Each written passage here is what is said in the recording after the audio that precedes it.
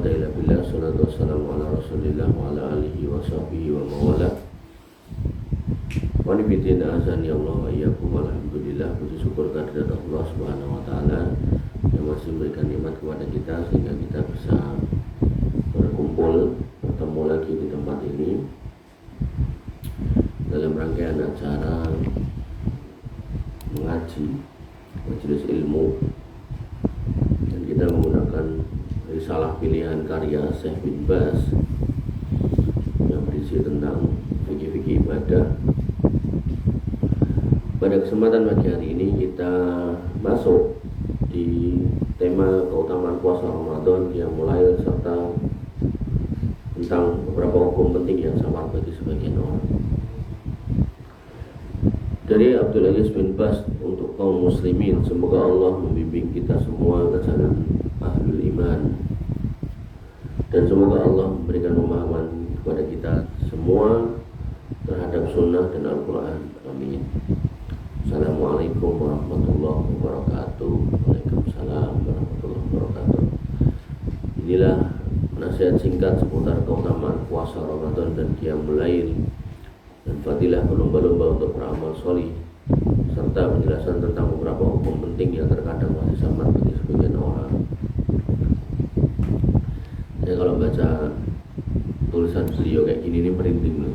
Maksudnya gini loh, kamu kalau tahu yang namanya Syekh bin Baz itu orang buta, beliau bisa mengatakan kepada kita, menyampaikan kepada kita, ini adalah nasihat singkat, dan terus ada kata-kata yang masih samar bagi sebagian orang. Artinya beliau yang buta bisa mendapatkan nasirah, mendapatkan ilmu yang lebih dalam daripada orang yang normal. Artinya harusnya kita orang yang normal lebih termotivasi untuk mendapatkan ilmu atau belajar dibandingkan beliau yang buta. Walaupun mungkin kita nggak bisa mengungguli ilmu beliau, tapi paling nggak semangat beliau untuk menjadi orang yang alim itu yang harus kita pegang. Artinya gini loh, kamu mungkin kuliahnya komputer, mungkin kuliahnya teknik, mungkin kuliahnya peternakan, gitu, atau kuliah ekonomi. Tapi kalau kita ngomongkan ilmu agama, maka jangan pernah cukup dengan bangku kuliah gitu. Kita harus terus nambah terus. Saya sedih aja ketika ada orang yang kemudian sudah selesai kuliah, bahkan mungkin baru S1, tapi dia merasa sudah orang yang paling pintar, orang yang paling hebat, orang yang paling tahu. Ini hal-hal yang harus kita koreksi. Apalagi kalau pendidikannya pendidikan guru gitu, terus jadi guru agama atau ustadz atau ustadzah itu harus pengembangan, tidak ya. Kita harus terus nambah terus agar kemudian Allah mengakhiri hidup kita di atas ilmu. Wallahu ta'ala alam. Diriwayatkan dari Nabi SAW bahwa beliau memberi kabar gembira kepada para sahabatnya tentang datangnya bulan Ramadan, juga mengabarkan kepada mereka bahwa ini adalah bulan di mana pintu-pintu rahmat, pintu surga dibuka, sementara pintu-pintu neraka ditutup serta setan dibelenggu. Beliau SAW bersabda, "Idza kanat awwalul lailah," apabila malam yang pertama min Ramadan datang, futihat abwabul jannah, dibukalah pintu-pintu surga, falam yughlaq min habab, dan tidak dikunci, tidak ditutup lagi pintu-pintu itu. Kemudian wa ghuliqat abwabun nar, dan ditutuplah pintu neraka, walam yuftah min habab, dan tidak dibuka lagi pintu yang ditutup itu. Wa sufidatis sayatin, dan yang namanya setan-setan itu dirantai, dibelenggu. Wa yunadi munadi, dan kemudian ada penyeru yang menyeru, ya baghiyal khair aqbil, wahai orang-orang yang berburu kebaikan, nah, maka sambutlah, aqbil. Wa ya baghiyas syarr aqsir, dan wahai orang-orang yang suka melakukan kejelekan, aqsir, berhentilah, lereno gitu. Walillahi utaqa'u minan nar wa dzalika kullal lailah, dan Allah Subhanahu wa taala menetapkan untuk membebaskan orang-orang dari neraka, dan itu terjadi pada setiap malam. Ya.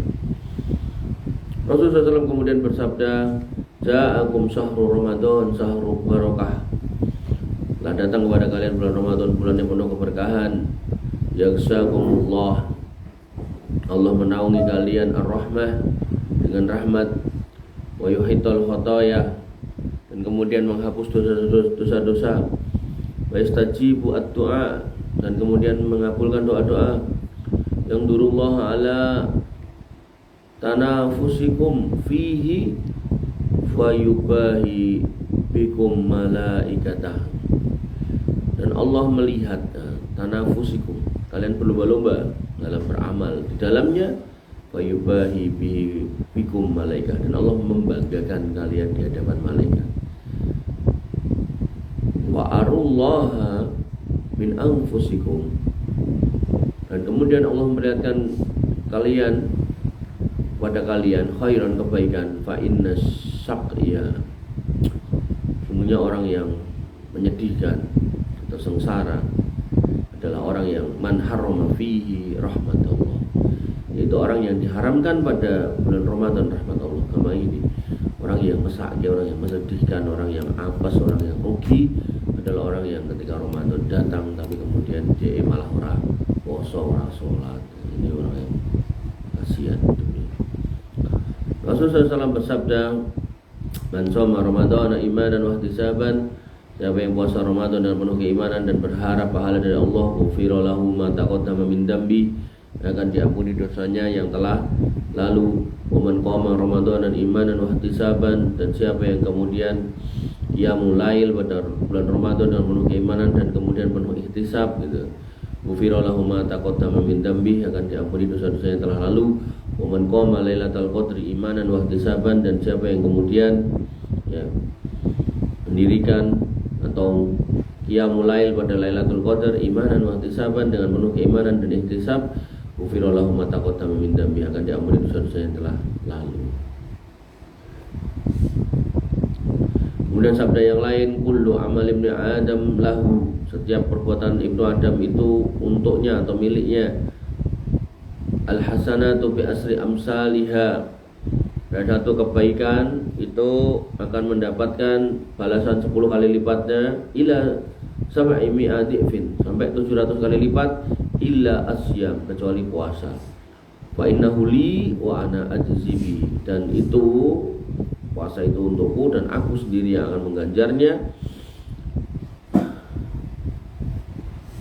Taraka sahwatahu wa ta'amahu, dia meninggalkan syahwatnya dan makannya, wa syarabahu, dan minumnya, min ajli, karena aku. Kemudian lis-shaimi farhatani, pada orang puasa ada 2 kebahagiaan, farhatun inda fitri, yaitu kebahagiaan ketika berbuka, wa farhatun inda liqa'i rabbih, dan kebahagiaan ketika berjumpa dengan Rabbnya. Wala khulufu fammis shaim, dan bau napas atau bau mulut orang yang berpuasa, atyabu indallah min rihil mis, lebih wangi di sisi Allah. Ini yang selalu saya kasih catatannya, di sisi Allah, min rihil mis. Jadi ini di sisi Allah ya, artinya mulutnya orang puasa itu walaupun bau, itu di sisi Allah lebih harum daripada minyak wangi yang paling wangi. Tapi kalau di sisi manusia ya tetap bau. Artinya ya kalau kamu puasa ya jangan bau bal-bal gitu lah apa mungkin pada manusia. Hendaknya setiap muslim memanfaatkan kesempatan ini, yaitu Allah Subhanahu wa taala memberikan kesempatan baginya untuk menjumpai bulan Ramadan, maka hendaklah bersegera untuk memanfaatkannya dengan ketaatan kepada Allah dan menjauhi kemaksiatan, bersungguh-sungguh dalam menunaikan apa yang Allah wajibkan, terutama masalah sholat 5 waktu, karena ia merupakan tiangnya Islam dan kewajiban yang agung setelah 2 kalimat syahadat. Kewajiban muslim dan muslimah adalah menjaga dan melaksanakannya tepat pada waktunya dengan khusyuk dan tumakninah. Juga termasuk kewajiban yang paling penting bagi kaum muslimin lagi-lagi adalah mengerjakannya secara berjamaah di masjid yang di dalamnya dikumandangkan adzan, sebagaimana firman Allah Subhanahu wa taala, wa aqimus sholata wa atuz zakata warka'u ma'ar-raki'in, dan dirikanlah salat, tunaikanlah zakat, dan rukuklah bersama dengan orang-orang yang rukuk. Kemudian firman-Nya yang lain, hafidhu ala sholawati was sholatil wusta wa qumu lillahi qanitin. Peliharalah semua sholatmu dan sholat yang tengah, dan berdirilah untuk Allah Subhanahu wa taala dalam sholatmu dengan penuh khusyuk. Kemudian firman-Nya yang lain, qad aflahal mu'minun, telah beruntung orang-orang yang beriman, alladzina hum fi sholatihim khashi'un, yaitu orang-orang yang di dalam sholatnya itu khusyuk. Walladzina hum ala sholawatihim yuhafidun, kemudian terhadap sholat yang 5 itu dia jaga. Ulaika humul warisun, mereka adalah orang-orang yang mewarisi apa? Alladzina yarisuna al-firdaus hum fiha khalidun, mereka yang mewarisi firdaus dan kekal di dalamnya.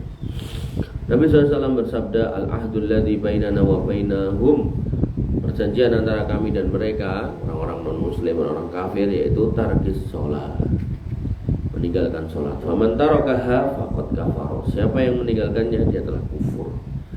Kemudian menunaikan zakat merupakan kewajiban penting setelah perintah sholat, sebagaimana firman Allah Subhanahu wa taala, wa ma umiru illa liya'budullaha mukhlishina lahuddin, dan tidaklah mereka disuruh kecuali untuk supaya menyembah Allah dengan memurnikan ketaatan hanya kepadanya, wa yuqimus shalah wa yu'tuz zakah, dan mendirikan sholat dan membayar zakat. Dzalika dinul qayyimah.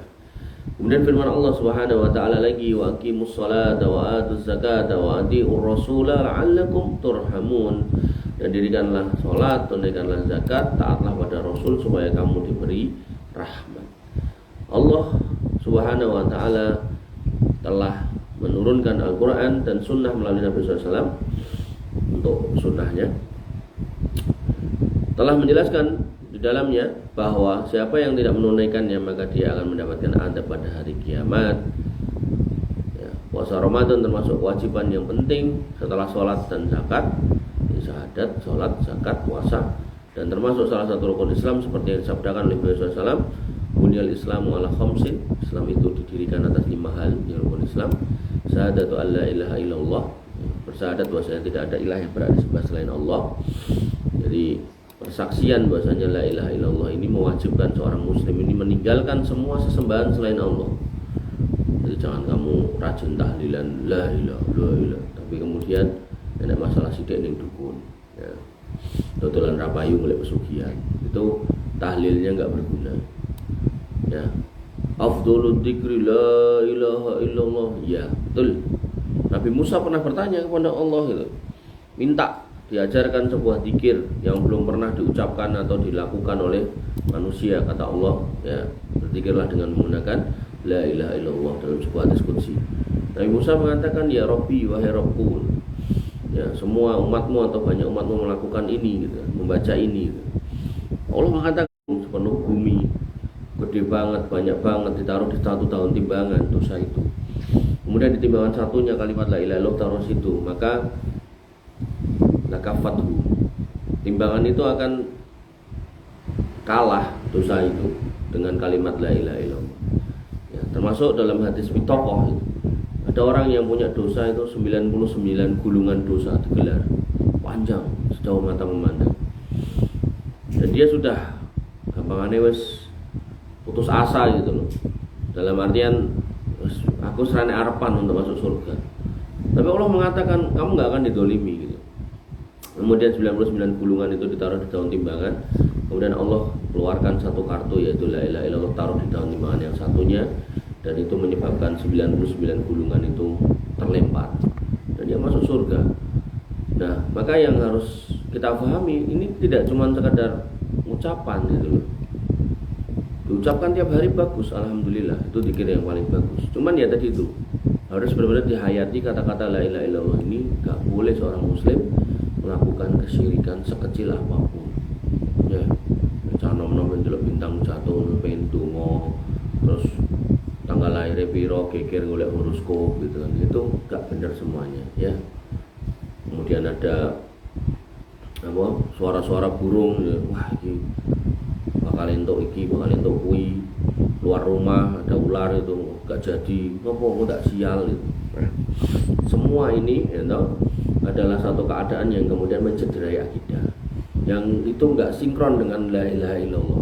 Makanya Abu Thalib suruh mengucap la ilaha illallah enggak mau, karena dia paham benar kalau mengucapkan ini harus meninggalkan sesembahan yang ada di sekitar Ka'bah 360 berhala di situ.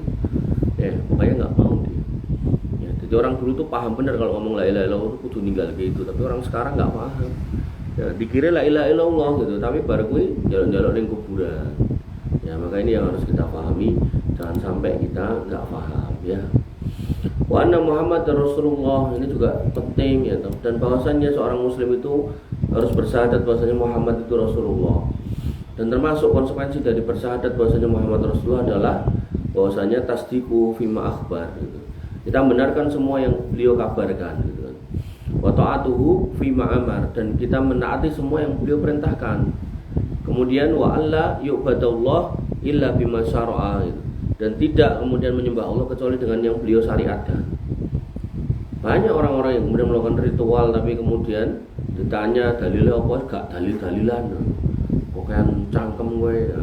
Bahasa-bahasa kayak gitu tuh justru mencederai syahadat ini loh. Ya.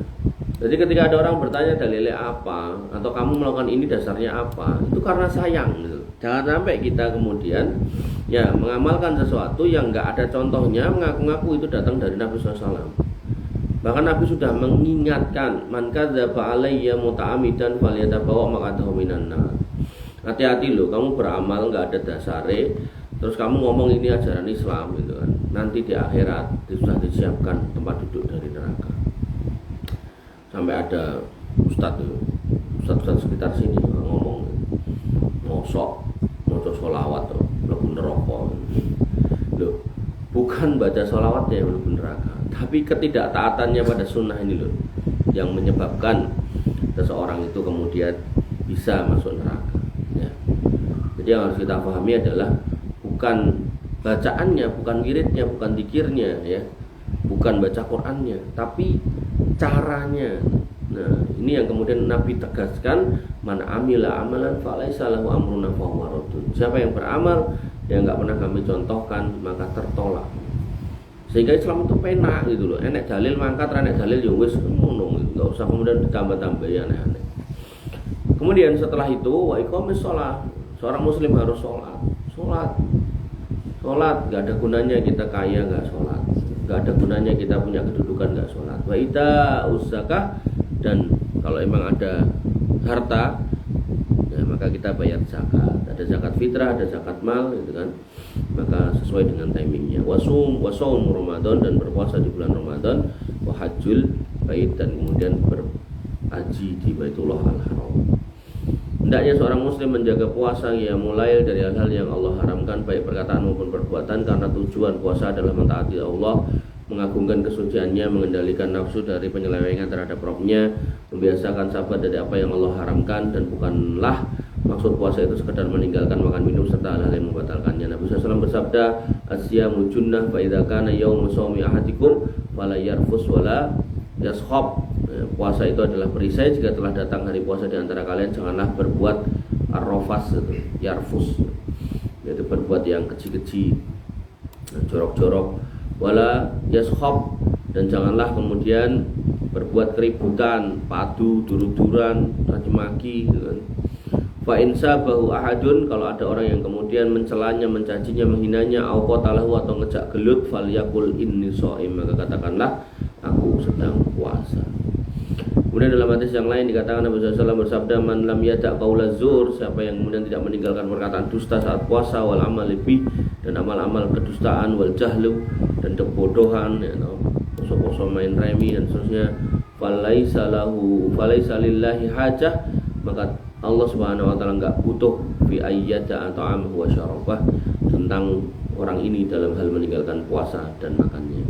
Dari hadis ini dapat diketahui bahwa hendaknya setiap orang yang berpuasa berhati-hati jangan sampai terjerumus ke dalam apa yang Allah harapkan, dan hendaknya selalu menjalankan apa yang diperintahkan, sehingga dengan demikian semoga Allah mengampuni, membebaskan dari api neraka, serta menerima puasa dan qiyamul lailnya. Maka beberapa hukum yang samar bagi sebagian orang, yaitu hendaknya orang yang berpuasa untuk menjalankan puasa dengan iman kepada Allah serta mengharap pahala darinya, bukan karena riak, sum'ah, taklid, ikut-ikutan terhadap penduduk setempat, namun hendaknya ia menjalankan puasa karena tahu puasanya ini adalah perintah Allah dan berharap pahala dari sisi Allah. Nah, ini niat ya, bab pertamanya niat. Demikian pula ketika melakukan qiyamul lail dan dikerjakan atas dasar iman dan penuh harapan dari Allah Subhanahu wa taala, bukan karena sebab lain. Wah, taruhan, ayo mangkat, udah ngumpul di masjid.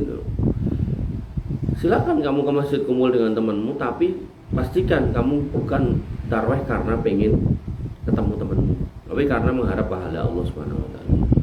Nabi SAW bersabda, man shoma Ramadan imanan wa ihtisaban, siapa yang kemudian puasa Ramadan dengan penuh keimanan dan ihtisab, ghufira lahu ma taqaddama min dambi, maka akan diampuni dosa yang pernah lewat. Wa man qama Ramadan imanan wa ihtisaban, dan siapa yang dia mulai pada bulan Ramadan dengan penuh keimanan dan penuh ihtisab, ghufira lahu ma taqaddama min dambi, maka akan diampuni dosanya pernah lalu. Wa man qama lailatul qadri imanan wa ihtisaban, dan siapa yang kemudian berdiri qiyamul lail pada malam Lailatul Qadar yang bertepatan dengan itu dan penuh keimanan dan ihtisab, ghufira lahu ma taqaddama min dambi, maka akan diampuni dosanya yang telah lalu. Dan beberapa masalah yang kurang dipahami hukumnya oleh sebagian orang adalah apa yang dihadapi oleh orang yang berpuasa, seperti luka, muntah, masuknya air ke dalam kerongkongan tanpa sengaja. Semua ini adalah tidak membatalkan puasa. Jadi kalau kamu jatuh, lecet gitu kan, atau muntah tapi nggak disengaja, tapi naik muntah jokok muntah, nah ini sengaja batal puasanya. Atau kemudian kamu masuk air ke dalam kerongkongan nggak sengaja lagi gitu kan. Misal apa ya?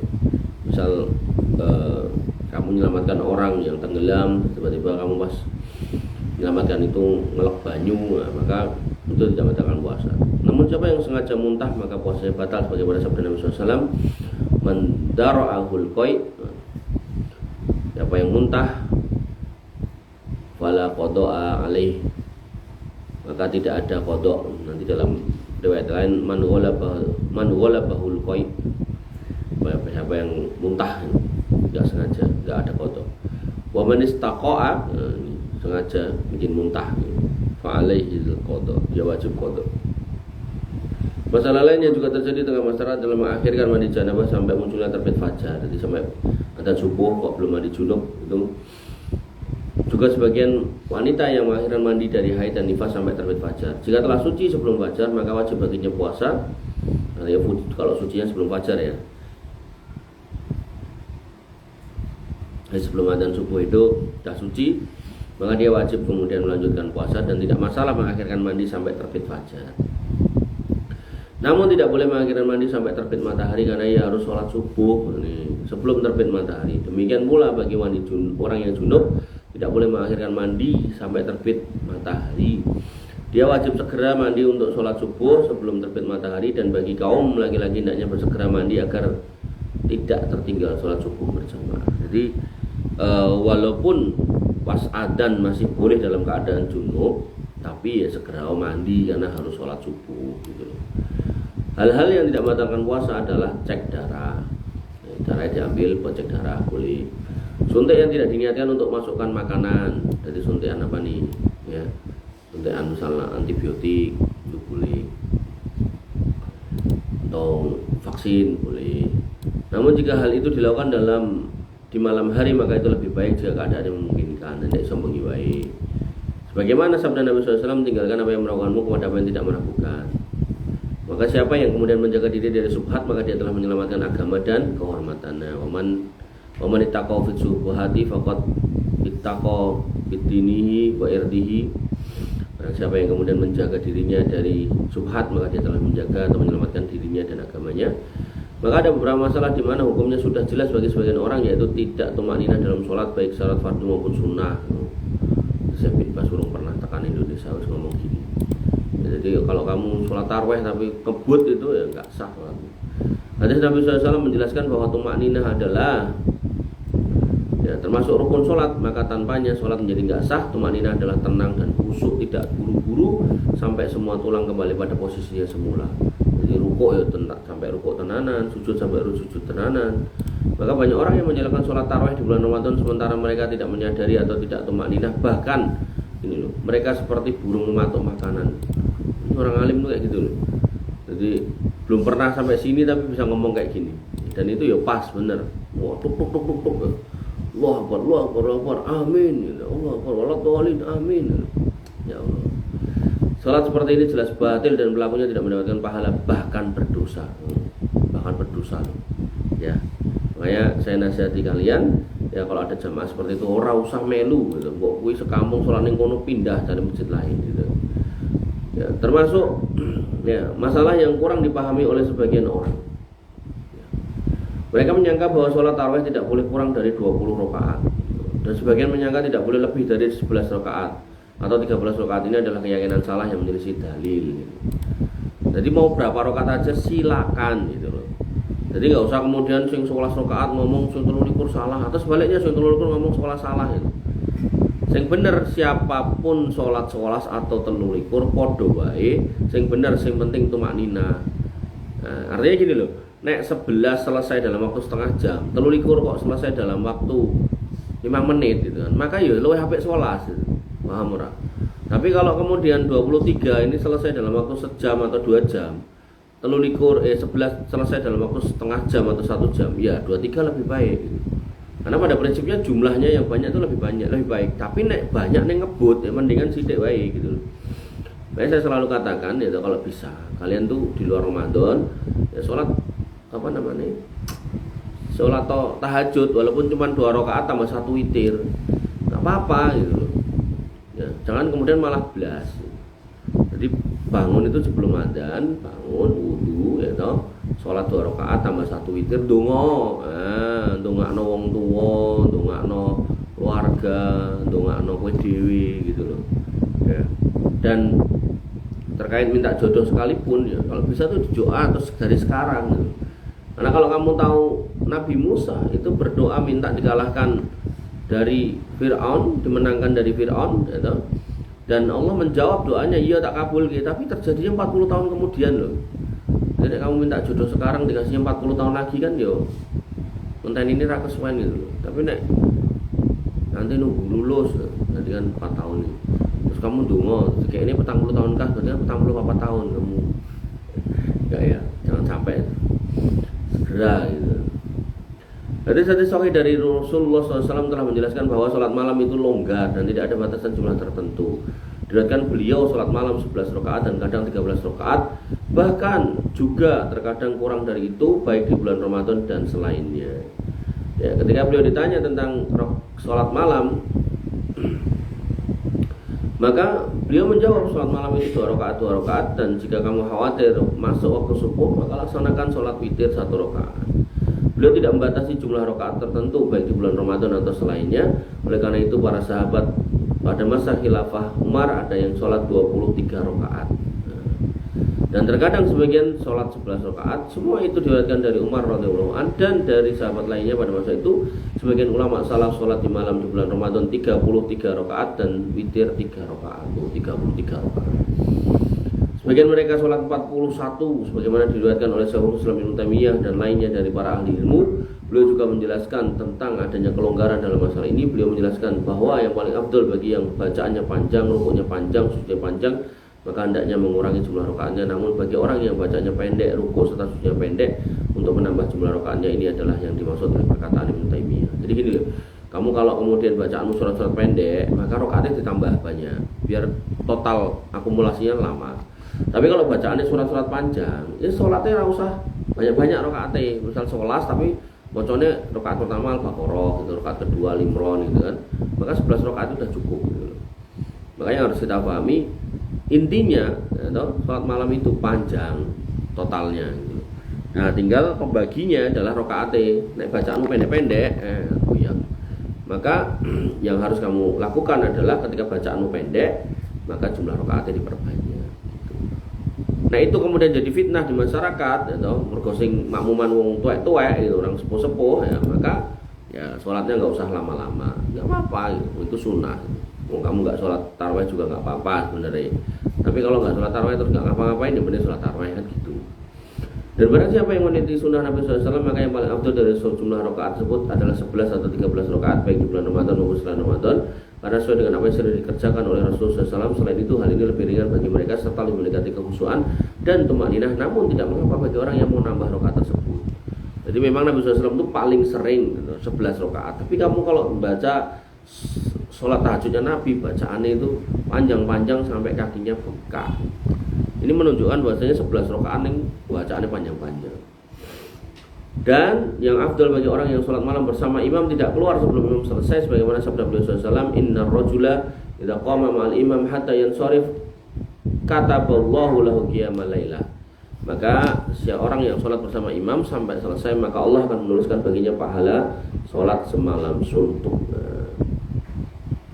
Disyariatkan bagi kaum muslimin untuk bersungguh-sungguh dalam melakukan berbagai macam ibadah di bulan mulia ini, seperti sholat sunnah, baca Al-Quran, tadabbur Al-Quran, bertakbir, berfikir, bertasbih, tahmid, tahlil, istighfar, dan doa yang disyariatkan, serta melakukan amal ma'ruf nahi munkar, berdakwah di jalan Allah, membantu fakir miskin, berbakti pada orang tua, menyambung silaturahmi, menghargai tetangga, menghormati mereka, menjenguk orang sakit, dan lain-lain dari berbagai macam kebaikan, sebagaimana sabda Nabi SAW, yanzurullah ila tanafusikum, Allah melihat pada perlombaan kalian dalam kebaikan di dalam Ramadan, fayubahi bikumul malaikah, dan Allah Subhanahu wa taala membanggakan perlombaan kalian kepada malaikat, tahu pada malaikatnya, fa'arullah min anfusikum khairan, dan Allah memperlihatkan kebaikan-kebaikan pada diri kalian. Fa inna saqiya, dan orang yang menyedihkan pada bulan Ramadan adalah man harama fihi rahmatullah, yaitu orang yang diharamkan, ya, dihalangi dari mendapatkan rahmat Allah. Jadi puasa Ramadan, waktu Ramadan wis ra poso ra salat gitu kan, maka itu menyedihkan. Sabda Nabi SAW yang lain, man taqarraba fihi bi khoslatin min khisalil khair kana kaman adda faridotan fi ma siwa. Siapa yang bertakarrub pada Allah di bulan Ramadan dan melakukan satu amal kebaikan sunnah, maka baginya seperti melakukan amal fardu di bulan Ramadan. Wa man adda fihi faridotan kana kaman adda sab'ina faridotan fi ma siwa. Dan barang siapa yang kemudian melakukan amal fardu, maka baginya seperti melakukan 70 amal fardu di bulan Ramadan. Riwayat Ibnu Huzaimah. Sabdanya yang lain, umratun fi Ramadan ta'dilu hajjah. Umrah di bulan Ramadan pahalanya setara dengan haji, au qala hajjatu ma'i, atau haji bersamaku. Sangat banyak hadis maupun asar yang menjelaskan keutamaan berlomba-lomba dalam melakukan kebaikan di bulan Ramadan. Semoga Allah Subhanahu wa taala melimpahkan taufik kepada kita dan kaum muslimin agar kita dapat menjalankan apa-apa yang diridhoinya, dan semoga Dia menerima puasa serta sholat malam kita, memperbaiki kondisi serta melindungi kita dari fitnah. Kita juga mohon kepada Allah Subhanahu wa taala untuk memperbaiki kondisi pemimpin kaum muslimin. Allahumma aslih a'immatana wa ulata umurina, dan menyatukan hati-hati mereka. Allahumma alif baina qulubihim alal haq, dan sesungguhnya Allah Maha Penolong dan Maha Pengampun, serta Allah Maha Mampu atas segala sesuatu. Allah innallaha ala kulli syai'in qadir. Wassalamualaikum warahmatullahi wabarakatuh. Ini adalah risalah dari Syekh bin Baz terkait dengan Ramadan dan sholat, kemudian zakat. Adapun yang haji, maka besok insyaallah. Baik, ikhwani fillah azani Allah wa iyyakum. Ini akhir dari pertemuan kita, materi kita. Kita tutup layarnya, kita masuk ke sesi tanya jawab. Silakan ditulis pertanyaannya. Kita bahas satu persatu agar kemudian, jadi tanya itu nggak harus karena kamu nggak tahu gitu. Kamu nulis pertanyaan agar temanmu tahu atau agar orang lain tahu, itu baik-baik aja gitu. Ya, sebagaimana malaikat Jibril datang menemui Nabi SAW bertanya, wa ya Muhammad, mal iman, mal Islam, mal ihsan, wa mata sa'ah gitu kan, wa ma ayatuha gitu kan. Itu jawaban Nabi SAW dijawab gitu kan. Bahkan ketika sampai di puncaknya bertanya tentang wa mata sa'ah gitu kan, maka Nabi mengatakan mal mas'ulu anha bi alami minas sa'il. Nek kowe tekok kiamat kapan gitu kan, dia sing mbok tekok iki ora oleh ngerti timbang sing takok. Ini menunjukkan bahwasanya kalaupun kiamat itu mau terjadi, kudune sing dikabari sik dhewe kowe lho, malaikat gitu loh, bukan saya gitu. Karena saya toh juga udah mati gitu kan. Maka yang harus kita pahami, ya dalam konteks kamu menulis pertanyaan itu sebenarnya ada amal yang baik, bukan cuman kamu pengen tahu. Bahkan kamu kalau udah tahu nih mbok tanyakan atau mbok tulis, maka temanmu yang nggak tahu maka dia akan tahu. Allah tahu. Ini akun aku itu. Oh, aku. Dan bertanya, apa yang dimaksud dengan zina hati? Ya, zina hati adalah ngayal gitu. Ngayal wanita yang bukan mahramnya, ya. Bahkan pada level-level yang apa ya istilahnya porno. Kalau tadi bahasa di dalam hadis tadi wala yarfus, dan dalam jangan berbuat rofas. Rofas yang seperti itu gitu. Bahkan dalam haji gitu kan, di haji di situ dikatakan wala rofasa wala fusuqa wala jidala, nggak boleh rofas itu ngayal-ngayal yang kayak gitu, jadi kayak urusan seksual dan seterusnya gitu. Maka ya urusan hati ini perlu hati-hati, perlu dijaga, jangan sampai kemudian kita terjatuh di situ ya. Makanya kalian tak suruh tidur bareng gitu kan, biar nggak ada yang aneh-aneh gitu. Dan tidur dewean nanti khawatirnya aneh-aneh gitu kan. Maka sebaiknya tidur bareng gitu kan.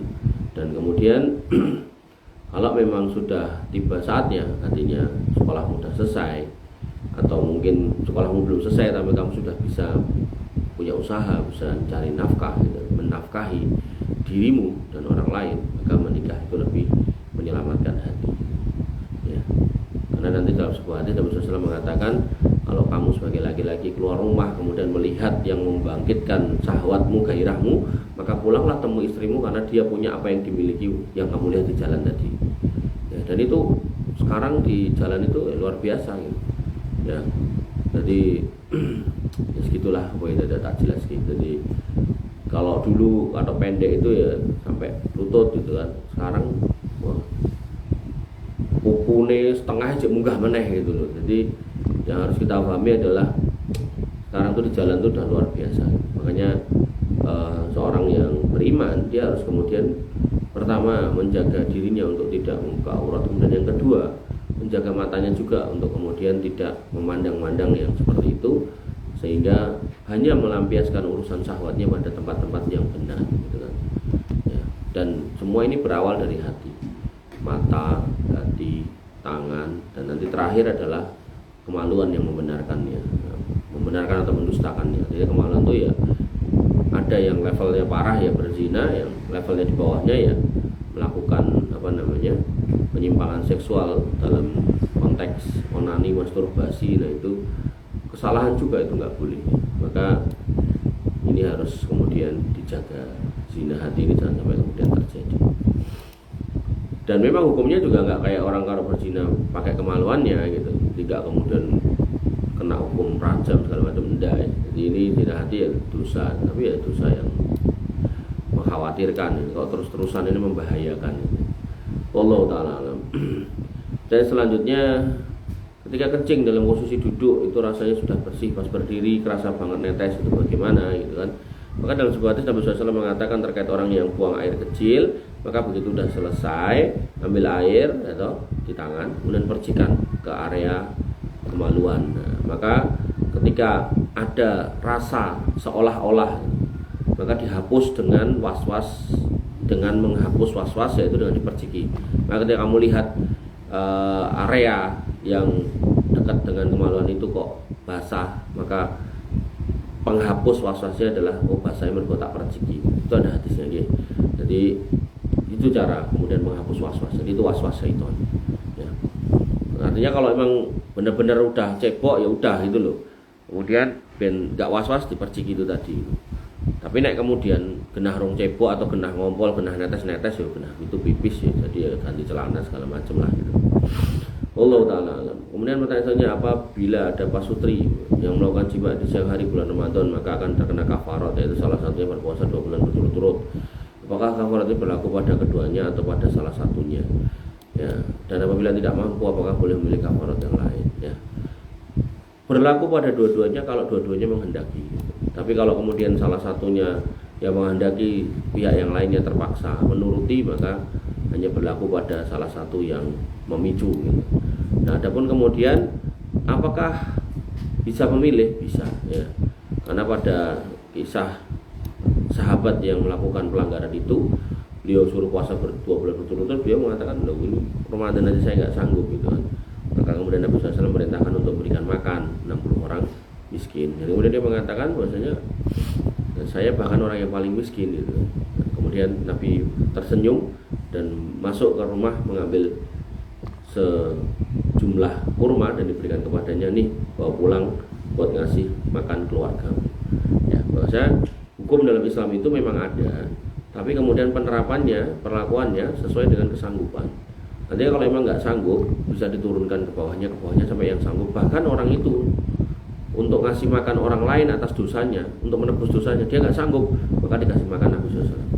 Sehingga kalau diterapkan di hukum zakat fitrah hukum asalnya fardu ain. Semua orang yang hidup beragama Islam wajib bayar. Tapi kalau emang benar-benar nggak mampu, sekali lagi benar-benar nggak mampu, bahkan dia buat makan aja nggak ada, ya mau jual-jual ya nggak ada yang dijual gitu kan, dia tinggal di kolong jembatan, benar-benar nggak mampu. Nah, maka yang harus kita pahami atau kita mengerti, orang seperti itu tidak wajib untuk keluar zakat fitrah. Tapi nek mampu, aku ora duit nggo zakat fitrah, kuwi lho gelang kalung gede-gede kuwi lho, belantung kaya gantungan kunci gitu kan. Nah, maka itu ambil satu jual untuk bayar zakat fitrah ya. Jadi bedakan antara benar-benar nggak mampu atau ngaku nggak mampu ning jane mampu. Silakan Mas, dibukakan.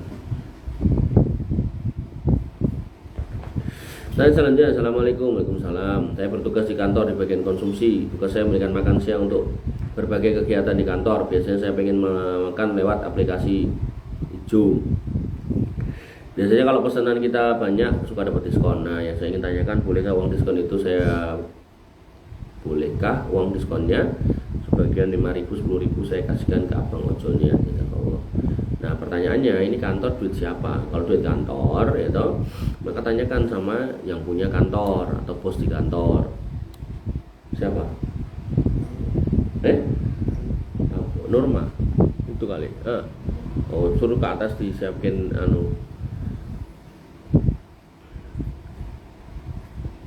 disiapke suguhane ya, bombe. Nah, itu ya. Jadi kalau ini emang duit kantor, maka bonusnya ini akhirnya milik kantor, maka tanyakan kepada yang punya kantor atau bos di kantor. Kalau bos di kantor membolehkan, maka boleh. Allah Ta'ala. Dan selanjutnya, ingin bertanya dalam materi bagaimana hukum transplantasi rambut, tanam rambut dalam syariat Islam. Kalau nggak ada urgensi, nggak boleh. Tapi kalau misal nih seorang wanita yang memang terlahir botak atau kemudian kemo, habis kemo dia sembuh rambutnya rontok, maka ini boleh dalam rangka untuk mempertahankan penampilannya agar ya suaminya tidak kabur, itu tidak apa-apa. Tapi kalau kemudian rambutnya ada kayak sebagian orang itu di semacam-macam kayak disulam rambut, sulam alis segala macam, maka itu merubah ciptaan dan itu bagian dari dosa besar, itu tidak diperbolehkan ya. Jadi kalau emang ada urgensi, wong itu botak itu sebiye gitu kan nggak bagus itu, maka dia boleh pakai wig atau kemudian transplantasi. Tapi kalau kemudian dia merasa kurang dengan ciptaan Allah, bahkan ada kemarin tuh saya lihat ada orang tuh terus ini ditato, matanya ditato, terus batuk ini ditransplantasi logam kali, jadi mentonton gitu tapi bentuknya salib gitu, ada yang tanduk-tanduk gitu. Itu benar-benar sebuah kerusakan yang luar biasa dan mendolimi dirinya dan Allah Subhanahu Wa Taala tentu, yang mana dia ning donya wis kelaran ngono, ning akhirat ya pasti tambah kesakitan lagi dengan segala macam keadaannya. Allah Taala. Pertanyaan selanjutnya, mau bertanya, orang yang memperbaiki syahadat karena dulunya masuk golongan orang-orang seperti ini dan itu gitu, perlu melaksanakan mandi junub. Enggak ya. Jadi orang-orang yang ikut-ikut ormas tertentu itu tidak batal syahadatnya. Ini harus dipahami. Jadi nggak perlu syahadat ya. Misal ikut kelompok A, B, C gitu, itu nggak kemudian batal ke Islam ya. Perlu dipahami nih, pembatal-batal keislaman 10 nggak ada yang kemudian karena masuk ormas terus batal syahadat, nggak ada ya. Jadi ini dari pertanyaannya udah kurang tepat ya. Jadi orang-orang yang masuk ormas itu tidak menyebabkan batal syahadat ya. Kecuali ya toh, di dalam ormas itu kemudian kita suruh tidak sholat, suruh keluar dari agama Islam, nah itu baru. Misal ya orang dari NU pindah ke Muhammadiyah terus dadak syahadat meneh enggak ya, atau sebaliknya enggak, atau dari NU keluar atau dari Muhammadiyah keluar atau dari kelompok yang lain keluar, enggak ya. Jadi mereka tetap Islam, mereka tetap kaum muslimin, mereka tetap saudara kita. Makanya yang selalu saya kritisi adalah ketika kita itu berkorban, maka korban itu untuk kampung kita, walaupun di dalamnya kamu Muhammadiyah, kampungnya NU, atau kamu NU, kampungnya Muhammadiyah, nggak ada masalah, mereka itu kaum muslimin ya. Jangan sampai kemudian kayak sebagian orang yang kalau korban tidak terkumpulkan yang pusat gitu kan, karena ternyata di pusat ada datanya, orang-orang nggak punya. Nah, orang nggak punya yang di pusat itu siapa ya? Kelompok mereka. Nah ini nggak boleh kayak gitu ya. Maka yang harus kita pahami dibagi di sekitar kita, karena sekitar kita itu ya kaum muslimin walaupun beda ormas, walaupun beda partai gitu ya, itu mereka orang-orang Islam. Wallahu ta'ala. Dan selanjutnya, jika nisfu Sya'ban bertepatan dengan hari Jumat, apakah tetap dianjurkan puasa? Puasa nisfu Sya'ban juga kemudian itu menjadi hal yang kemudian perlu dikritisi tentang dalilnya. Ada nggak puasa nisfu Sya'ban itu? Ya. Sya'ban adalah bulan mulia, ya. Yang kita diperintahkan untuk memperbanyak amalan, ya. Tapi khusus puasa nisfu Sya'ban, apakah dalilnya sahih? Ini yang perlu kita kaji lebih dalam. Ya, mudah-mudahan suatu ketika kita bisa membahasnya. Maka prinsipnya ketika ketemu bulan-bulan mulia seperti Sya'ban, Muharram, Dzulqa'dah, Dzulhijjah, maka perbanyaklah puasa atau amalan yang jelas ada syariatnya. Senin Kemis, kemudian puasa Daud 3 hari setiap bulan, puasa Ayyamul Bid, itu yang lebih jelas. Ya, maka itu lebih baik daripada kemudian kita ya berpegang pada puasa yang kemudian tidak kuat dalilnya. Allah taala. Dan selanjutnya, apakah merasa insecure terhadap diri sendiri merupakan bentuk dari tidak bersyukur kepada Allah Subhanahu wa taala? Ya, orang-orang yang beriman dikatakan alladzina amanu wa tatma'innu qulubuhum bi dzikrillah, ala bi dzikrillah tatma'innul qulub. Maka orang-orang yang beriman dan kemudian melazimi zikir kepada Allah Subhanahu wa taala, apakah sifatnya wiritan ataukah sifatnya kajian majelis ilmu, maka harusnya dia tenang. Tenang ini berarti tidak insecure. Orang yang merasa dirinya insecure, maka itu orang yang tidak tenang. Berarti kurang zikir kepada Allah Subhanahu wa taala. Sehingga yang harus dilakukan banyak-banyak zikir kepada Allah Subhanahu wa taala, banyak-banyak majelis ilmu, banyak-banyak baca Quran, banyak-banyak sholat, di mana semua perbuatan itu mengingatkan dirinya kepada Allah Subhanahu wa taala, menjaga agar dirinya tetap aman terkendali. Dalam ayat yang lain dikatakan alladzina amanu wa lam yalbisu imanahum bidzulmin ulaika lahumul amnu wa hum muhtadun. Orang-orang yang kemudian beriman dan tidak mencampur adukan imannya dengan kesyirikan, maka mereka orang yang mendapat keamanan, ketenangan, secure. Aman itu secure, insecure enggak aman, atau merasa terancam gitu kan. Maka orang-orang yang kemudian tahu bahwasanya Allah adalah pelindungnya, maka dia akan kemudian mengamalkan apa yang dikatakan Nabi SAW, ya hulam ihfadillah yahfaduka. Jagalah agama Allah, jagalah batasan Allah, jagalah syariat Allah, Allah akan menjaga. Kalau kita sudah menjaga semuanya dan Allah kemudian berkehendak kita mengalami musibah cobaan, yaitu bagian dari kehendak Allah yang pasti ada hikmah di dalamnya. Pokoknya wong urip ngono kuwi lah. Enak yang enak ya alhamdulillah, orang enak ya alhamdulillah ala kulli hal. Nek ora iso ngomong ngono ya sabar. Innalillah gitu. Maka yang harus kita pahami, hidup itu ya kayak gitu. Kalau nggak seneng ya senep, kalau nggak bahagia ya sedih, kalau nggak lapar ya kenyang, kalau nggak guyu ya nangis gitu kan. Nah, itu di dunia itu kayak gitu ya. Kalau nggak didit ya turah duit, kalau nggak kaya ya miskin gitu. Kalau nggak kurus ya gemuk, apa meneh gitu. Kalau nggak laki-laki ya perempuan gitu kan. Nah, maka yang harus kita pahami, selama masih dalam koridor syariat, kita nikmati aja hidup dengan segala macam keadaannya ya, dengan segala macam dinamika dan problematikanya, agar kemudian kita ya menjadi hamba Allah yang bersyukur. Wallahu ta'ala alam. Kemudian pertanyaan selanjutnya, seorang memiliki banyak ayam dan rumahnya dekat dengan persawahan, agar menghemat pakan maka ayam-ayam diumbar. Namun tidak jarang ayam itu makan padi dari sawah orang, terutama saat musim panen. Halalkah makan daging ayam tersebut bagi pemiliknya? Jadi dagingnya halal, cuman perbuatan orang ini dosa karena mendolimi orang lain. Maka yang harus kita pahami, jangan sampai kemudian kita melakukan hal seperti ini. Kalau di tempat bapak saya itu bukan ayam, kasusnya kambing. Jadi ada orang bikin kandang kambing di tengah sawah, kemudian si kandang kambing itu atau kambingnya itu kalau pagi dia mau kantor itu dibuka, jadi kambingnya diumbar, jualan. Jadi dimakan nggak cuman sawah, gitu. Sawah jauh dipagari, nggak ning sawah deh. Kemudian ke perumahan, makanin tanaman-tanaman yang ada di perumahan dan seterusnya. Maka hal-hal seperti ini mendolimi orang lain dia. Gitu. Kalau dagingnya halal, cuman tadi itu loh, perbuatan si kambing ini, kambingnya nggak dosa, tapi yang punya kambing ini berdosa.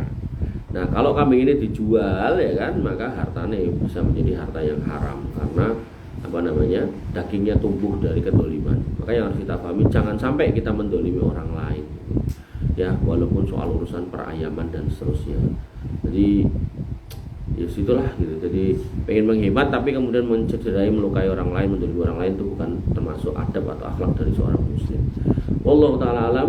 Ini ini yang bisa kita bahas pada pagi hari ini. Semoga meninggalkan manfaat yang banyak buat kita semua. Kurang lebihnya saya mohon maaf. Alaikum minkum. Subhanakallahumma bihamdika asyhadu an la ilaha illa anta astaghfiruka wa atubu ilaik. Assalamualaikum warahmatullahi wabarakatuh.